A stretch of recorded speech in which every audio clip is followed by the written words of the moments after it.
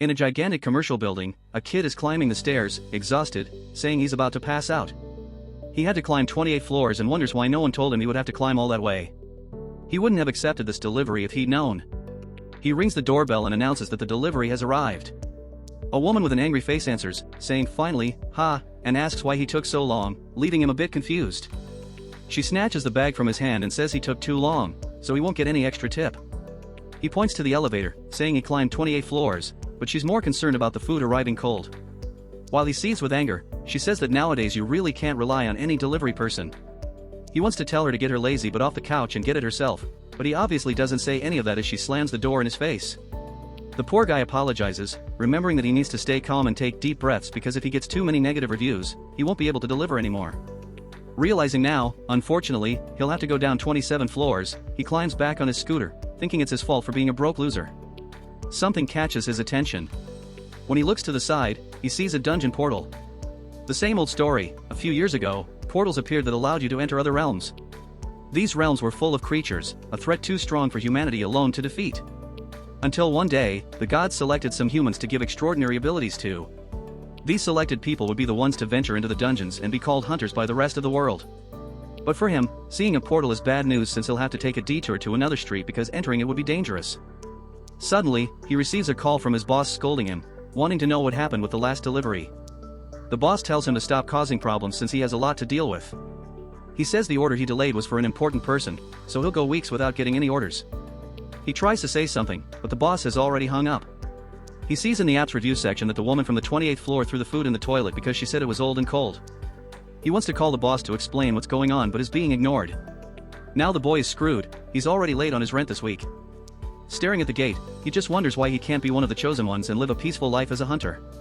Exhausted, he just wants to go home and calm down until an alert plays on his phone indicating he received a delivery request. That window surprises him since he had never seen it before. He decides to click out of curiosity. The phone emits a flash, and when he opens his eyes, he's in a place that resembles the heavens. He's scared, wondering where he is. Is this a dream, or has he finally been chosen by a mystical being? Nothing has really happened yet, but he's already crying with emotion, thinking his life as a delivery boy is over. However, he then realizes that his phone still shows a delivery to be made and is even displaying a map. He's confused because the delivery says to pick up nectar.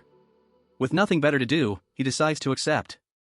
As soon as he clicks, the golden gate in front of him opens. He swallows hard, wondering where he's going, and he starts riding above the clouds, passing by the castle. Looking at his phone, he's scared. That place is exactly where the map indicates, but it's something surreal. It's really where the gods live. He enters a palace with giant pillars in front of a huge door. He wonders if this is where he's supposed to pick up the item. Hesitant, he knocks on the door, knowing that if there might be a god there, he could have a chance to become a hunter. Someone opens the door, asking who he is. Seeing the girl with blonde hair and a white cloak, he recognizes her immediately as a goddess. Stumbling over his words, he says he's there to pick up the order. However, she comes right up to him and asks why a human is there in Olympus. She says he invaded, but he points to his phone, saying he's here to pick up a bottle of nectar. She looks thoughtful and says it might be Hermes' doing. She sighs, telling him to wait while she fetches something humans shouldn't even touch.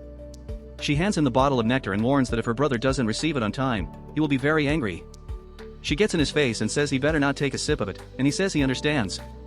She points to her eyes and says she's watching him, then slams the door in his face once again. He's angry. What kind of nonsense is this? He thought he would escape the life of a delivery boy, but now he has become a delivery boy who will also be scolded by the gods. Staring at the bottle, he says it looks like apple juice and thinks about quitting the delivery. However, he reasons that if it's her brother who will receive it, he must also be a god. And since he's here in Olympus, he might as well ask this other guy to maybe turn him into a mythical being. He puts on his helmet, motivated, saying this is the last delivery he will ever make. With that, he starts driving through the lava. A notification says he's approaching after a mountain of magma. There's a small house. He arrives at the door, exhausted because it's hotter than a sauna there, and announces that the delivery has arrived. The door suddenly opens, and the poor guy is dripping with sweat because it's scorching inside. In the background, there's the sight of a dwarf hammering on a forge who turns around angrily and asks who entered. Embarrassed, the protagonist says he's not an intruder, he's just here to make a delivery. The dwarf approaches him, eyes gleaming, saying it seems his sister sent this guy. The poor boy can't believe the two are siblings, they look nothing alike. However, at this moment, the dwarf notices he's not Hermes, preparing his aura. He says the boy arrived there uninvited. The protagonist, embarrassed, says it was his sister who asked him to deliver this thing. The dwarf realizes the nectar bottle is full and tells the boy it's amazing he brought it without taking a sip. The boy says he's not that kind of thief, of course he wouldn't drink someone else's stuff, and hands it over, saying the dwarf can take it. The dwarf laughs, saying the boy is very honest, a sip of that nectar would have turned him into a god, yet he felt no temptation. At this moment, the protagonist is confused upon hearing this, already thinking that if he had taken a sip, he would be a god now. He eagerly moves to open the bottle, saying his life as a delivery boy is over. However, something interrupts, the dwarf grabs it, takes off the cap. The protagonist tries to say something, but it's too late, the dwarf has already taken a big gulp. He throws the bottle on the ground, saying it's even better when you drink it all at once. The boy is devastated while the dwarf says he hadn't tasted such fresh nectar in a long time. Introducing himself as Hephaestus, he asks who the protagonist is.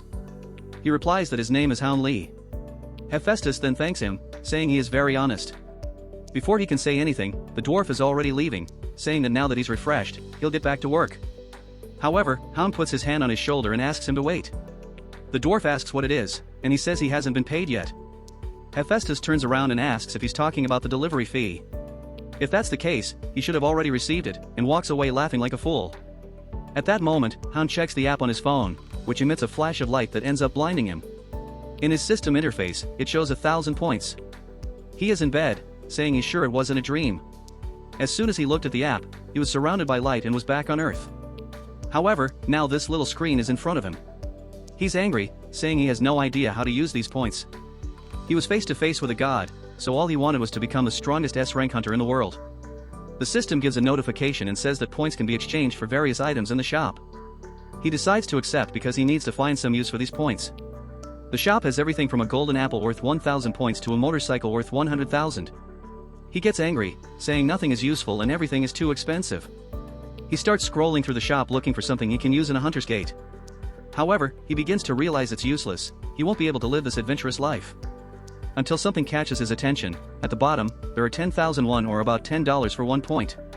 If this is true, just with this delivery he earned 10,001. Hesitant, he decides to touch it. As soon as he presses, a 10,001 bill appears in front of him and falls into his lap.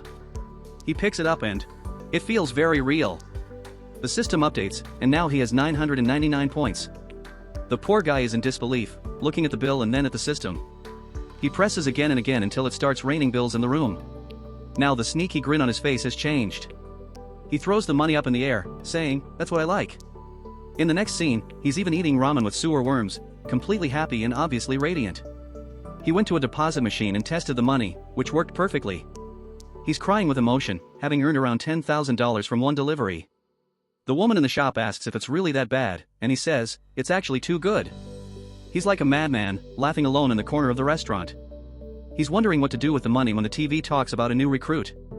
He watches the news about the guild's preparation for the Tartarus Gate, the most dangerous one of all. The guy hired is someone who plays in the top 5 of the hunter exam and has a contract with the mythical being Hephaestus. He recalls that Hephaestus is the name of the chubby dwarf who is now his best customer. He leaves the restaurant with a full belly, and then his phone rings. He figured something like this might happen, so he brought his scooter. The phone blows, notifying him of a new delivery, and as always, he gets teleported once again to Olympus. He opens his eyes, but this time he's in a gigantic botanical garden. He's wondering where to pick up the delivery when someone calls his name, Hun Li. A girl appears, introducing herself as the goddess Demeter. Hun greets her, and she says she heard about him from her nephew. He asks who her nephew is, and she says it's Hephaestus.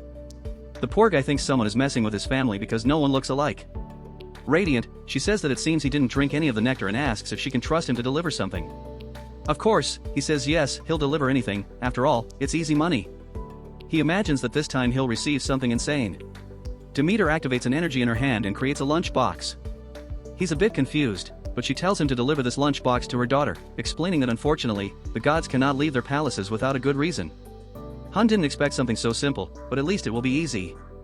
He's sure he'll deliver it, but suddenly she shivers, and the entire garden around them rots in an instant. He looks around, wondering what's happening, but she's already leaving, thanking him. He hopes there won't be any problems with the delivery or that it isn't a godly bomb, so he stores it on his scooter, imagining that the goddess wouldn't send something like that to her daughter. He decides to check the destination, but something catches his attention, and a flash of light brings him back to Earth, leaving him confused. The app shows that the delivery is indeed in Korea. He remembers that the goddess said they can't leave their palaces without a good reason and figures it must be something like that. Apparently, he will meet her daughter when he gets there. He's never been so excited about a delivery before, already curious to know how many points he'll receive. Upon arriving at the destination, he takes off his helmet, saying it must be a joke. The delivery says he has to enter the most dangerous dungeon in the world, the Tartarus dungeon, known as the Hunter's Graveyard. But he says it can't be, that the daughter must be just in front of the gate. Yet the app says the destination has been updated, and the map clearly shows the inside of Tartarus. He shouts that there's no way he's entering that place and decides to cancel the order. However, below the 1 hour limit, it says that if he cancels, he will receive a divine punishment. A timer appears, saying he has 42 minutes or he will turn into a pig with a human conscience. Desolate, he wonders what kind of punishment that is. He should have at least checked the information, but none of it makes sense. First of all, he can't get past those guards at the gate. The psycho starts thinking about all the foods made with pork. That's when the system window appears again, saying that if he needs any assistance, he can check the shop. He knows he has few points, so it wouldn't be useful. He starts planning to hire hunters to go in there, but in the shop, for 800 points, there's a replica of the Kin helmet of Hades that hides the user's presence for 30 minutes. He says that this limited time offer stuff is nonsense and clearly just a way to drain all the points he has, but since he'll turn into a pig if he doesn't accept, he decides to buy the helmet, vowing never to take another job again. The helmet appears out of nowhere, and as he tries to grab it, he hesitates for a moment, wondering what he has gotten himself into. The helmet rolls away. "What a fool," he mutters. Now equipped, he has 38 minutes to make the delivery. He easily rides past the guards, who don't notice his presence, only sneezing due to the cold wind. He heads towards the gate, terrified since it's one of the most horrifying places in the world, but with no other option, he goes on. Hajin Lee, a 20-year-old delivery boy with no hunter's license, no mythical contract, no supernatural powers, or physical abilities, defies all odds. He becomes the first person to reach the deepest part of Tartarus. Looking around, he says there's no one there, but at least he got there quickly and won't be turned into a pig. He starts shouting, saying the delivery has arrived. From the darkness, a three-headed wolf stares at him. The poor guy is terrified, wondering what it is. The beast comes drooling, ready to bite him. With no powers, he thinks it would have been better to turn into a pig. The creature approaches, face to face. He knows this is his end. He spent all he had on this damn helmet and now served himself on a platter to this monster. But then he remembers he has two uses of the helmet. The monster lunges to bite when he activates the helmet again. Now he's already under its teeth. It's too late until someone tells the beast not to eat anything dirty. The monster freezes for a moment. Hajin opens his eyes hesitantly, seeing he's not dead. He looks back and sees a little girl. He wonders why a child is in the deepest part of Tartarus. She approaches gracefully, petting the beast, saying, "This dog doesn't bite." The poor guy immediately sees she looks just like her mother, Demeter. He asks for permission and says he has a delivery. Then someone behind asks where Persephone went. A pale man appears, saying it seems she went to play with Cerberus. The man then sees the protagonist and asks how a mortal had the courage to enter Hades' underworld. Embarrassed, the protagonist tries to explain but is already scared, having heard it's the king of the underworld. Hades says he's the first human to reach there in a long time. Thanatos wraps his hand around Hajin's neck. The poor guy can't breathe or speak. Hades explains that Orpheus came here to rescue his wife, but this boy had come to steal his helmet. As soon as he grabs Hajin's hand, he notices it's a fake version. Persephone suggests they listen to what the boy has to say first. With that, Hades releases Hajin, who falls, coughing. Hades asks why he entered this domain. Struggling to speak, Hajin explains he came to make a delivery. Hades wants to know if it's a delivery for him, the god of the underworld. The protagonist says that's not the case and that he brought something that Persephone's mother sent for her. They look at each other, confused. Hades wants to know why he's making the delivery and not Hermes. Trembling, Hajin says he doesn't know why, but that's what he was told. Persephone recognizes the lunchbox's scent. Hades asks if Hajin didn't say it was his wife who asked him to bring it. The poor guy says yes, she asked him to bring it to her daughter. Persephone explains that it was made by her mother, Demeter. The girl is radiant, saying it arrived warm. Hearing this, Hajin wonders if the two are a couple. He points to Hades, saying he's disgusting and too old for Persephone. Oops. He covers his own mouth, realizing he spoke without thinking. But Hades heard him clearly and tells him to repeat those words to the king of the underworld. The protagonist starts babbling, trying to apologize, trembling. Hades just stares at him and then starts laughing like a fool. The protagonist is confused, and Hades says he never imagined a human would have the courage to insult him, the god of the underworld. He asks Hajin's name, who responds while shaking. Hades warns that since this is the first time, he will forgive the insolence. However, if he does something again, he only needs to point a hand and Hajin will be surrounded by energy, understanding very well what will happen. With that, Hades says that the delivery has been made and he can thank his mother-in-law for it. Immediately, the system window blinks and this time he receives 10,000 points plus an extra 5,000 from the god of the underworld. Hades even returns the helmet, saying he can keep the trinket. Hajin trembles and thanks him with a big smile. The scene changes to a man exhausted, facing a dragon. He prepares for combat. He is the captain of Team 1 and a combat type hunter, Don Ha. He delivers a series of blows to the dragon, but it retaliates with a claw to his chest. However, someone else attacks from behind with an aura blade. The dragon notices, but the attack lands and the dragon writhes in agony towards the sky and then falls, defeated. The swordsman approaches Don and congratulates him, saying they finally conquered the first floor of Tartarus. This man is the guild master, Sangwon Park, who also ranks 3rd in the world. Everyone there is celebrating. Sangwon says it's a great day because their guild has now reached the deepest part of Tartarus.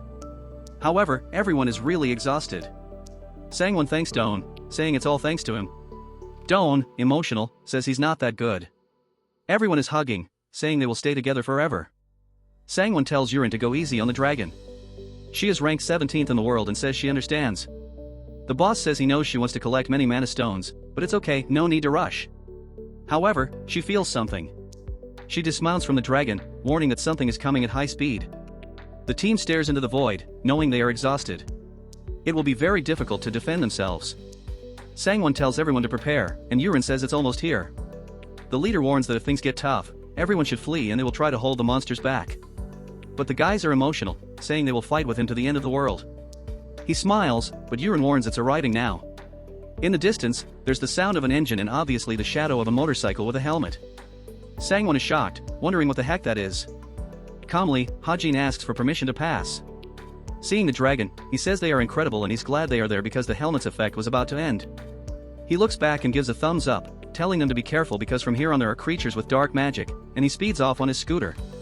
No one in the guild manages to say words, so confused are they. The next scene talks about the number 150 million. If it were a measuring years, you would go back to the dinosaur era. A number close to the entire population of Korea. Normally, you get about $3 per delivery.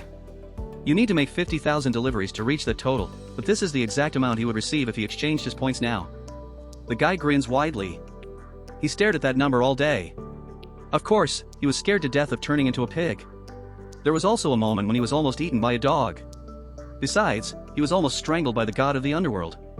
Thinking about it, he suffered a lot to earn this money, but now he laughs. In the end, none of that matters because he earned a ton of money, and the weakest capitalist always wants more, obviously. He says from this moment on, but then his stomach growls, and he realizes it's good to go eat something, maybe a beer with fried chicken. Meanwhile, Sangwon is attending a conference. He's exhausted and goes out to talk to the members. Right after that, he has to talk to the president of the Hunter Association. The guy doesn't get a second of rest.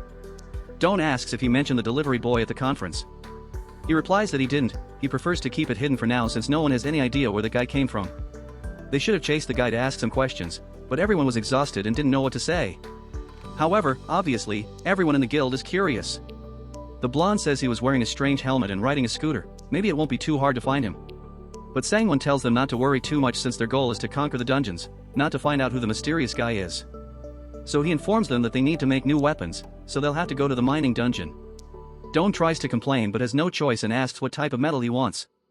Sangwon thinks for a moment and says it's something called celestial metal. Meanwhile, our protagonist is eating his fried chicken. He was excited to eat until his phone rang. He jumped up, not wanting to miss any orders from the gods. He was hungry, but in a flash of light, he found himself surrounded by mountains and right in front of Hephaestus' house once again. That's when he realizes he forgot his scooter and helmet. While he's wondering about this, someone is behind him. Suddenly, someone calls out to the boy, and he turns to see Hephaestus with tears in his eyes. Hajin asks why he's not inside the house. Crying, Hephaestus says he was expelled. Hajin is confused and asks what he's talking about. Hephaestus explains that he was drinking and eating with his brother Dionysus when someone appeared, calling him dear and asking why he was drinking again. With that, the two were expelled, and she said they shouldn't even think about coming back. Dionysus left immediately, but the little dwarf was abandoned there. Hound says he understands but asks what Hephaestus wants him to deliver. Desolate, Hephaestus says anything to drink or eat. Since he was expelled, he hasn't eaten anything. He implored his sister for help, but even she didn't have any nectar, and now only Hound can save him. Hound kind of understands but has no idea what a god eats or drinks. Lying on the ground, Hephaestus says if he could have some kind of meat with alcohol, it would be perfect. Hound checks his phone and tells Hephaestus to wait a second. A flash of light happens while the dwarf is lying on the ground. He sniffs something until Hound appears with the beer and chicken he had bought, saying he's happy to share. Hephaestus says he has no idea what that is, and Hound explains that it's a common combo in Korea. The sun is shining between the mountains, and the dwarf is incredibly happy, saying he's never had such a refreshing drink in his life. He also thought the chicken piece was too small, but when he bites into it, it has the best taste he's ever had in his life. Hound wonders if this guy is really a mythical being. The dwarf says he will give him a great reward and tells him to check his phone. At that moment, the phone rings, and when he looks, he's gained another 15,000 points from Hephaestus. The sneaky guy can't believe he earned $150,000 just for delivering some chicken. The dwarf even says that if he needs anything, just call him. Hephaestus is the most lovable guy in the world, and Hound wants to hug him. He does so affectionately when someone approaches. A voice calls out dear, and they both turn. Hound is startled. She asks why Hephaestus is drinking again. The woman is the goddess of plenty and fertility. Hound is moved to tears by her beauty, saying he's never seen anything so beautiful. He doesn't understand how she's married to the crying dwarf and why he suddenly falls to his knees. Hephaestus starts explaining that he's eating there only because he was expelled from home. She makes an angry face, saying it looks like he's completely right. The dwarf is shocked, and Hound says he better apologize. She then calls Hound by name and introduces herself as Aphrodite. She is truly the goddess of love, carrying such an immense amount of happiness. She apologizes, and Hound says it's no problem at all, he's only there because he was hired. Hearing this, the dwarf asks if he can deliver something. Hound is unsure what to say, and Aphrodite says he seems to be an honest boy. Motivated, Hound says they can count on him since he is the delivery boy of the gods. The dwarf likes this information a lot, but in reality, Hound wants to deliver something for Aphrodite. The dwarf tells him to fetch some materials he needs for the forge. The location is right in his city, and what he's looking for is celestial metal. The next moment, he's already on his scooter, wondering if this is the right place. Once again in front of a gate, but this time for the sewer mines. Facing it, his heart races, he's in disbelief that he's entering another dungeon again. As soon as he saw the location, he went to check and found out it was the mines. He was thoughtful and told Hephaestus that he wouldn't be able to do it, explaining that the last time he entered a dungeon, he almost died. The dwarf asked why, and he said it was because he's not a hunter and can't fight. He only managed because he had a helmet that hid his presence, but now it's broken. Hephaestus said that if it's a broken helmet, just give it to him and he'll fix it. All excited, Hound got up and said that he's the god of blacksmiths and can fix any mythical treasure. Hajuan got excited, and now he's back in the dungeon with a repaired helmet, a replica with a duration of 2 minutes and 2 uses. Once again, he goes inside the gate, but upon entering, there's a fair going on, and he's confused. He knew this dungeon was popular, but this is ridiculous. He imagined the problem would be the monsters, but now he realizes he would have to go deep into this place to find anything. Meanwhile, Don is there, calmly eating. After driving for 30 minutes, he finally found an empty place. The only problem is that the terrain is terrible, and his scooter is shaking all over. At least he's starting to see some minerals on the wall, but what he needs to find is celestial metal, a piece of ore that shines in a red color. He keeps going, wondering how far he'll have to go when he turns a corner. A giant skeleton passes by him. He gets scared but keeps accelerating since he's still invisible. However, he crashes his scooter. A skeleton notices something but is confused because it can't see anything. The only bad thing is that his scooter is now wrecked. He stops for a second and smiles, thinking he has money to buy infinite scooters. With that, he continues going deep into the cave until, on top of a pile of rocks, he sees the celestial ore. He approaches, takes off his helmet, and smiles, saying he finally found it. The problem is how he's going to carry it out of there. He pulls from one side and kicks from the other but gives up. What is he going to do now?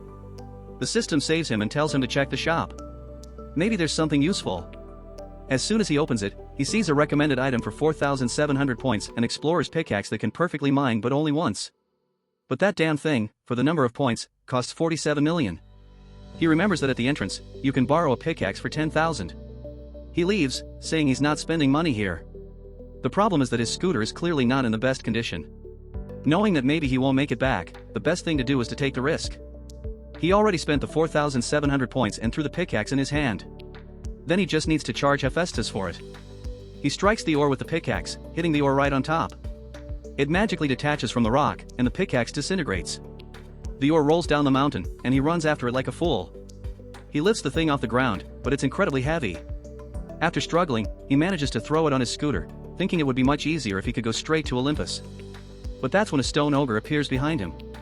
He's without the helmet and gets scared. The creature roars, shaking the entire cave. In another part of the cave, Don was fighting some skeletons. Hearing the roar, he wondered what it was. He felt something approaching from the darkness and prepared to fight whatever it was. It was Hound, accelerating and telling him to get out of the way. Don recognized him as the same guy from Tartarus, but the protagonist just passed by, telling him to run if he valued his life. Don couldn't even say anything, and the guy was already gone. At that moment, he heard something behind him. Turning around, the ogre was heading in his direction. He ran desperately, saying he wanted to ride. The scene shifts to Hound screaming that he almost died again. Hephaestus says he's very good at delivering quickly, but our boy is cursing, saying he should have warned him it was so dangerous. The dwarf looks confused, saying there's nothing in that place that puts life at risk. Our protagonist tries to explain that the rock was also gigantic. The dwarf seems confused, and he says he'll fetch it. With that, he brings the red block. He tosses the massive rock on the ground and asks Hephaestus to take a look at this gigantic thing he requested. The dwarf is shocked and asks what kind of abomination that is. The two stare at each other. Hound tells him to stop pretending because that is the celestial metal he was asking for. Hephaestus tries to explain that's not what he meant and lifts the stone, saying he's never heard of such a large and pure celestial metal. Hound is confused by what he said. The dwarf tells him to wait and shows him something. He comes back with a small stone, saying that was the largest piece he had ever seen before this one. He tells the protagonist that he's more incredible than he thought and really deserves much more than what he's being paid. He tells Hound to take a look. Hound is shocked while the dwarf is all excited about his rock. Hound was supposed to be paid 20,000 points for the delivery, but he received an extra 30,000 points for the size of the stone. He's dizzy, having received $500,000. The dwarf explains that he had to pay more because it would be ridiculous to take just a piece and tells him to take the rest back. Hound falls to the ground and thanks him from the bottom of his heart. The dwarf tells him to get up, but the boy says he can't, his legs want to express their gratitude. The news reports about the earthquake that happened in the sewer mines. Sangwon asks Don if he's really okay. Don says yes, but warns that the mines will be closed for a while.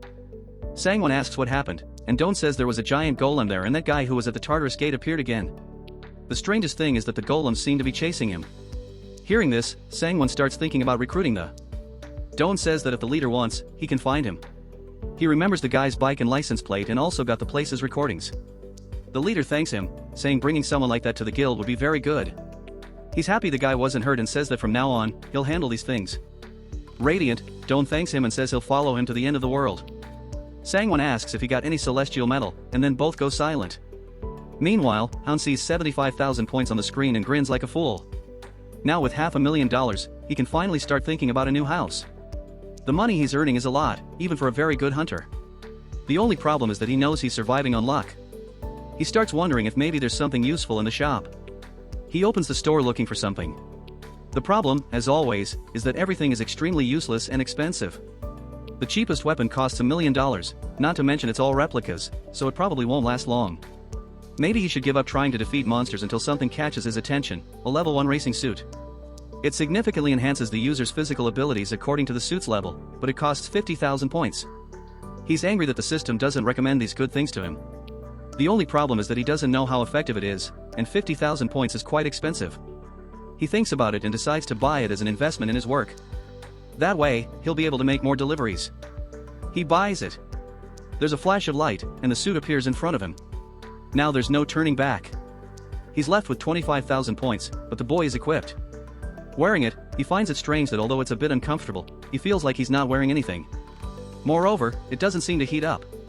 He decides to test it. Meanwhile, Don is desolate in the city. He was looking for the protagonist, but even with the license plate, he couldn't find his address. Since the guy didn't do anything illegal, there's nothing about him with the police. He's shouting alone, wondering how he'll find this bastard. At that moment, the protagonist stops and tells him the light is green. Don apologizes and steps aside, saying it seems everyone likes to use that same bike. But then something catches his attention. The scratches on the side are identical to the guy's, and it's the same damn license plate. He shouts for Hound to stop, but he's already accelerated. He tries to run after him but can't. Seeing a taxi behind him, he gets in and asks to follow that bike, but the driver kicks him out, asking if he thinks this is a movie. With that, the guy leaves, abandoning him. However, he doesn't give up, saying he'll keep following in that direction until the guy on the bike stops. After running quite a bit, he falls to the ground, exhausted. A woman even asks if he's okay, and he says he is. She says she recognizes him from one of the biggest guilds, and he says she must be confused. Someone from the guild would never be lying on the ground like this. He has no idea where the darn delivery guy went. Then a scream catches everyone's attention. He feels a chill and decides to slowly approach. He looks around but doesn't see the bike anywhere. However, his instincts tell him that guy is behind this. The elderly people tell him to be careful because the echo from the peak could cause an avalanche. He says not to worry because he belongs to a big guild and starts running again. Once more, he's following the exhausted protagonist, wondering where he is until he looks to the side and sees a rock with a hole in the middle. Seeing that, he says it's impossible for someone to have done this. Other rank B hunters could break this rock, but creating a perfect crater like this doesn't make sense. He's sure it had some kind of magic or divine power. If it's the guy on the bike, he has to bring him to the guild no matter what. Back at home, the sneaky hound is exhausted, unbelieving that he made that hole in a rock. Not to mention, for a few minutes, he could run faster than his bike. Now he's happy and feels confident to enter any dungeon. His phone rings once more, but instead of a harp sound, it's the sound of a Chinese instrument. He sees that the location is in Buxing, realizing he's not going to Olympus and probably a dungeon. He searches on his phone about dungeons in Buxing, and obviously, as he imagined, there's one called manhua. It's a delivery without a time limit, so he's going to wait for his suit to recharge before doing it. What he didn't realize is that he was being followed. The blonde from the guild was keeping an eye on him. Sangwon already knew everything Doan told him. He said that if they spread hunters throughout that region, they would definitely find him. Sangwon said it wasn't possible because they didn't have a picture of the guy, but Doan told him to relax. He showed him a perfect sketch he made of the wanted guy on the bike. The leader asked if it was true that the guy seemed stronger than he appeared. Doan explained about the pierced rock he saw. It's not something a normal hunter can do. Now they're motivated to recruit the protagonist before the Black Dragon Guild can find him. Although Sangwon's guild is currently at the top of the Korean guilds, the second largest guild, Black Dragon, has been growing a lot in recent years. However, they are the type of guild that commits any illegal activity to increase their influence. The leader says they can't lose someone so good to a guild like that, especially since they've been getting more and more suspicious lately. Doan says he can trust him to recruit this guy. The next day, when Han arrives at the mountain, there are a lot of people at the entrance, but he saw online that this place wasn't popular. As he approaches, a guy tells him to stay there. Startled, he realizes the guy is actually talking to a little boy right behind him. He hears people talking about something related to the Black Dragon Guild. Our protagonist knows that's one of the guilds that likes to monopolize some gates. However, he goes in since it's none of his business. As soon as he enters the dungeon, he receives a message that he's near the delivery spot. He walks a bit more, and the phone says he's right next to it, leaving the poor guy confused. Then he looks to the side and understands they want him to climb to the top of the mountain. Remembering the stone golem, he gets scared, but now he has his suit, so he's confident he can handle any creature. He takes off his helmet and is prepared, but someone calls for the delivery man. A face on the ground calls out to him. Hound is startled. It's the head of a monkey talking to him. The monkey tells him not to be so scared. Hasn't he ever talked to a monkey before? He's a bit unsure of what to say and asks if the monkey ordered the delivery. The monkey says a kid with a winged hat told him that if he wished hard enough, someone would appear to complete his request. Our protagonist wonders if that child with the winged hat is behind all of this. The monkey then says there's something he wants Hound to fetch, and the protagonist says to just ask. The monkey introduces himself as the beautiful Monkey King or the victorious Buddha. However, people want to call him, some like to say he's the great Sun Wukong. Hound immediately thinks of Goku and approaches, asking why the monkey is stuck down there. Sun Wukong says he was punished just because he stole some peaches from the Jade Emperor's tree. All he wanted was a bite, but as soon as he touched it, he was imprisoned under this mountain. Hound says he understands and asks what Wukong wants him to fetch. Wukong says it's nothing much, just follow the direction behind him, and he'll find a pile of trash. There's a hidden box he wants Hound to bring back. Hound thinks about this and sees it's 6 miles away. Since it's not far, he says he'll be back soon and sets off. However, the little monkey smiles slightly. In the middle of the forest, some adventurers wonder if that is the boss of Mount Hua. Sitting on the ground is a gigantic golem. A girl approaches and tells them not to be afraid. This is the master of the Black Dragon Guild, and she's very dangerous, carrying a presence that might rival Aphrodite's. Her name is Johan. She knows the Yangon Guild managed to advance the first 4 floors of Tartarus. However, if they can defeat this 8-trim boss, they might be able to claim the top guild spot. She orders everyone to attack, and the blonde behind her gives the order for the tanks to march forward. However, the guys hesitate, saying that thing isn't moving, but something feels off. As soon as one steps, a crater opens, and the creature begins to rise. The monster is large enough to cast a shadow over the entire team. The aura from the monster makes everyone in the guild tremble, saying they can't fight that thing, but the blonde warns that anyone who deserts the mission will be killed by the guild. The adventurers say it's impossible to defeat such a creature with these weapons, but at that moment, a redhead shouts for everyone to get into combat stance. If they don't focus, they'll be crushed. Now the group hesitates but agrees and approaches. The blonde asks the redhead if she thinks the plan will work. She doesn't seem too concerned, saying she doesn't know either. In the forest, Hound is riding his scooter until an earthquake starts. Even some monsters were running from the same direction. Seeing the smoke in the distance, he knew it wasn't good, but since his suit was still on cooldown, he felt confident and decided to check it out. The adventurers were getting battered. One stomp from the golem, and they were gone. The rear team tried to give support, but those arrows did nothing to the monster. The redhead, realizing nothing was working, saw a mage beside the leader, telling her to do something since he was there to register, not to fight. But she says if everyone survives, it will affect her guild's reputation. The guy is confused but gets punched in the face, knocking him out. She says they're only there to help her conquer the place. Since no one could hear anything due to the battle, they kept advancing. The redhead used a jumping ability to launch himself at the golem and land a direct hit on its head. He shouted to everyone that he created an opening and for them to attack. With that, everyone started surrounding the monster. After much effort, it fell to the ground. The team celebrated, saying that finally the attacks were working. They all cheered, saying they would get out alive. However, the golem suddenly reawakened. Some gears heated up, and it started to rise again. Johann seemed excited that the boss was entering phase 2. It was now bigger and stronger. From the back, Hound observed everything, wondering what he had gotten himself into. If you like my video, please share and subscribe.